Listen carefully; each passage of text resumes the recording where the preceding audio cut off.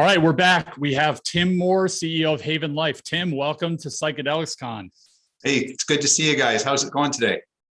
Doing great. Good. Got a big day. Tim, thank you for joining us. Yeah. So maybe I just want to kick it off because, Havn has kind of a unique business model where you have your Havn retail and then you have your Havn labs. Can you talk us through kind of the two pillar business model that you have and why two at once? Yeah. So they do seem different, but they're highly integrated in that they both support cognitive health and human performance. One using restricted compounds or controlled compounds like psilocybin, and the other using other mushrooms that aren't restricted but still have a function on the body. And so we're able to use our science across both pieces of that. And although the functional mushroom and nutritional supplements is very much a traditional packaged goods business, it still benefits from our psychedelics business and the expertise that we have with our science team. So the functional mushroom business is already in revenue and building that up, and that's going to help to support the work that we need to do on the psychedelic side, because as you know, we're still a few years away from psychedelics being in wide distribution commercially.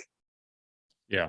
No, so I wanted to ask, you mentioned research that there's cross-pollination there. Can you talk a bit about, do you have separate research groups, or is there a lot of information flow between the two groups, the research that's going on there? Yeah, so there is a lot of flow that goes between the two groups because, how chemicals act on the brain and the way the brain functions is consistent, whether it's a psychedelic or whether it's a functional mushroom that's having an effect on let's say, focus or anxiety. It's still a brain benefit. And so that work across our science team is common.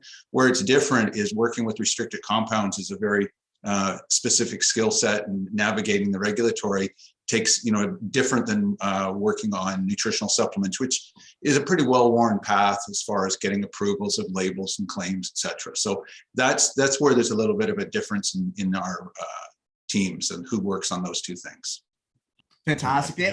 With Havn Labs, Tim, I think you have some big news today. Would you, obviously you guys are pressed it, but could you talk about, give us the news, and then we can talk more about what Havn Lab does, but I think it's quite significant. Yeah. So as we've talked about before, we're currently growing mushrooms in Jamaica, where they fall under the Ministry of Agriculture as a functional food. But magically, when they cross the border into Canada, the United States, they become a controlled substance. So the challenge is, how do you get from Jamaica into Canada or the US? And we were successful at the end of last week getting our first export out of Jamaica, import into Canada to our licensed partner here, who's one of our supply agreement customers. So we were able to get that first shipment in, and it provides proof of concept that we can have our supply chain be contiguous from Jamaica into Canada. We're now working on getting an export from Jamaica into the United States, and we've started work on the UK as well. So this is quite significant in terms of, like, these regulatory hurdles, I assume, are not, a walk in the park. Like, there's a lot of work that goes behind getting it to this point. And and that was one of my questions. Just maybe talking specifically about natural psilocybin versus synthetic. I know you have a strong view there, but I would love for you to share that. Yeah. So let me deal with both of those things. First, the regulatory side of it. Everything in this space is hard. It's really complicated. There's a lot of rules, and it's an important distinction. Psilocybin's not illegal. It's just very highly regulated. Like alcohol, tobacco, and guns are highly regulated, right? So if you can navigate the path, as we've been able to do and we've demonstrated, then it actually becomes a barrier to entry. And we kind of embrace the rules, because we spend a lot of time and energy and frankly a lot of money in order to get through all the regulatory challenges to get product out of Jamaica and into Canada and into the hands of the researchers that need it. So everything's complicated.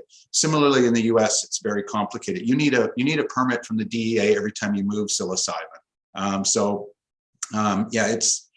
But like I said, the rules are complicated in Canada, they're complicated in the US, and they're equally complicated in the UK. And so we pride ourselves on having put together the intellectual capital to have navigated that. And you asked about the natural versus synthetic psilocybin. Our thesis when we launched Havn just about 2 years ago was that there was demand for naturally derived psilocybin. Most of the researchers around the world today are using synthetic psilocybin, which in simple terms is a molecule that's grown on E. coli in a petri dish. And it has a few disadvantages. One is it's really expensive. It's hard to get. It's $7,000 to $10,000 a gram are the prices we're hearing. So that's like $7 million a kilogram. So yeah, it's expensive stuff, and naturally derived can be cultivated and harvested for a lot less. The second thing is that the naturally derived provides the opportunity for all of the molecules that are in the mushroom, some 300 compounds that are in the psilocybin mushroom. We believe it's naive to think that only the psilocybin itself has an effect on the brain. There's benefits in the others. And then the third thing is patient preference. Some patients that are seeking psychedelic assisted therapy don't want a synthetic molecule. They want the natural. And you guys are aware of, a few years ago, synthetic THC came into the cannabis universe and it was going to disrupt the whole business. Nobody's going to build greenhouses anymore. Well, guess what? That didn't happen because the users in the community want a naturally derived product. They want something from the plant. And we're seeing the same thing with mushroom derived compounds like psilocybin. It's really fascinating that just that aspect of synthetic cannabis versus synthetic synthetic psilocybin. That's a real great analog. That's a good example. So just talking about in cannabis, you talk about the entourage effect. Is that something similar in psilocybin? I think you're alluding to it. Yeah, so it hasn't been clinically proven, but there's lots of anecdotal evidence. People that have had both experiences, both a natural product as well as a synthetic product, tell you it's a different experience. Actually measuring those differences is something that has to be proven in clinical trials. One of our supply agreement partners has already decided that they're going to do side by side of naturally derived and synthetic so that they can actually validate those differences. So we've been talking to them about that. And as we get further down the road here, there'll be more news on that. So I guess my question goes back to Havn Retail. That's generating the revenue now. Maybe you could help investors. What do you plan for that part of the business over, say, the next 12 months? Are you rolling it out to different locations? Like, what's the strategy there? Yeah, so the strategy is to scale it. I mean, we've launched our first SKUs. We're developing new products to go into that. We acquired some IP on a product, a mushroom-based product that has benefits for traumatic brain injury and concussion. It's currently being used by 18 professional sports teams as part of their brain health program. So we're rolling that out under the Havn Life name.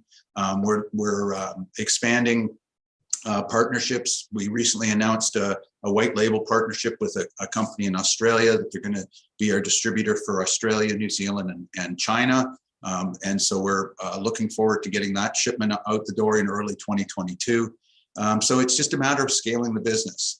We're on Amazon.ca and Well.ca for Canadian consumers. We're working on getting on Amazon.com in the US. On our own website, yourhavnlife.com, we're shipping to Canada and the US already. Now, are there regulatory issues to getting on Amazon.com, or is it more just competitive conversations, like business decisions? No, you need a label that's compliant with their standards. Not only do you have to meet the FDA standards, but you have to meet Amazon standards. They're if you've ever done business with Whole Foods, they have their own standards that are even higher than the general standards. But yeah, with Amazon, we're pretty far down the path with them. We expect that we'll get on the Amazon site before the end of this calendar year. So, Tim, just with respect to the nutraceutical market, you guys have 7 different mushroom formulations. Now, could you give us an idea of the market potential for functional mushrooms? Because, when I talk to friends, it's still like, people are still taking like Centrum. You know what I mean? Like, there's an evolution here that I think you guys are at the forefront. There aren't many competitors here. Talk about that landscape and what you're seeing. So the best thing here is that we're leveraging a very well-established consumer behavior. 74% of consumers take a nutritional supplement on a regular basis. So I take tart cherry for my gout and glucosamine and chondroitin for my arthritis. So for me to say, hey, I'm going to start taking a reishi or a shaga or something else for anxiety or for focus or whatever, is a really easy step. So it's easy for people to add it to their daily regimen of behavior. And so that makes it easier to build the customer base out. The second thing is functional mushrooms are the fastest growing segment of nutritional supplements, and they're projected to be like $35 billion business on a global basis. So, the nutritional supplement business in Canada is several billion dollars. And so, we don't need to get a huge market share to have a fairly significant business. So we're excited about the prospects there. We're not yet providing guidance on sales because it's still too early. But we hope that in 2022 we'll be able to start providing guidance to the market on quarterly sales. And it's fair to say right now, Tim, that in terms of the competitive landscape, that it's still very nascent, right? Like maybe just comment on that. Yeah, so there are a lot of mushroom products on the market, but we set ourselves apart by the quality that we're manufacturing at. So we're using extracts rather than just ground mushrooms, and the extracts have a higher concentration of actives, making it much easier to dose and have a much higher bioavailability. In fact, some people can't even digest mushrooms. So by using the extract, which is highly soluble, you increase the ability to have the benefit. In fact, we've had people that have used our mushroom mix product say that 20 minutes after they've taken it, they actually feel something. So it's that high bioavailability and the quality that sets us apart, as well as having the scope and scale of advertising and promotion to build a brand on a national and international basis. Tim, Havn has recently acquired Bennett's Choice, and Bennett's Choice is unique. It's interesting. The product, could you talk about the product and its relation to brain health and sports? Because this is a very hot topic right now. Maybe you could just expand on Bennett's Choice and how that fits into the Havn portfolio. So with Bennett's Choice, we went from 7 SKUs to 11 SKUs. There were 4 products in that portfolio we picked up. And the entrepreneur that established it, Matthew Bennett, has joined us as an education manager as well to help us, prepare materials for consumers and train retailers and so on. And Matthew's background, he has a degree in naturopathy, and he's a sports injury therapist. He actually worked for several professional sports teams on their medical team. And through that, he saw a lot of brain injury issues. And so he spent a number of years developing this formula and patenting it, and was able to get several teams. I mentioned earlier, there's 18 professional sports teams across NBA, the NHL, NFL, and the AHL that are using this product. And so brain injury is a huge issue. I mean, it's not, people think like it's hockey and football, but gosh, there's so many sports and so many activities where people get brain injuries, and it's really a sad thing. I mean, you take a look, you hear these stories of what's happened to people that have had brain injuries, and one of my sons had multiple concussions, and I lived through that with him. But so we're excited that we can bring relief to people, and we're looking forward to building that business out even more. And we're definitely in a different world right now, compared to like 15, 20 years ago. Just the awareness of brain health, and especially in, let alone contact sports you think of, but broader than that, it's very different. Well, yeah, I mean, if you talk to some of the old timers that played hockey when I was a kid, guys like Bobby Hull and so on, they'd wake up in a hotel room after a game and not know what happened. Well, now they've got the whole, head injury protocol where you go to the room and you have to clear yourself before you can go back into the game. And part of that is driven by the psyche of the sports, the professional athlete that says, hey, put me in, coach, I'm fine. And maybe they're not fine. So I think that there's been a lot of work on making sure that people pay attention to head injuries, and that there's improved protocols for identifying them and for treating them. And now we can be a part of that. Fantastic. Hey, Tim, this has been a great conversation to understand, I think, kind of the dual prong model that you have, which is a bit unique in the space. So, I mean, I know I personally learned a lot more about Havn, and we're going to be watching you closely. So thank you for being here. Yeah, thanks, guys. It's great. I hope the rest of your conference goes really well. Appreciate your time. Thanks. Thank you, Thanks Tim. very much. Appreciate it.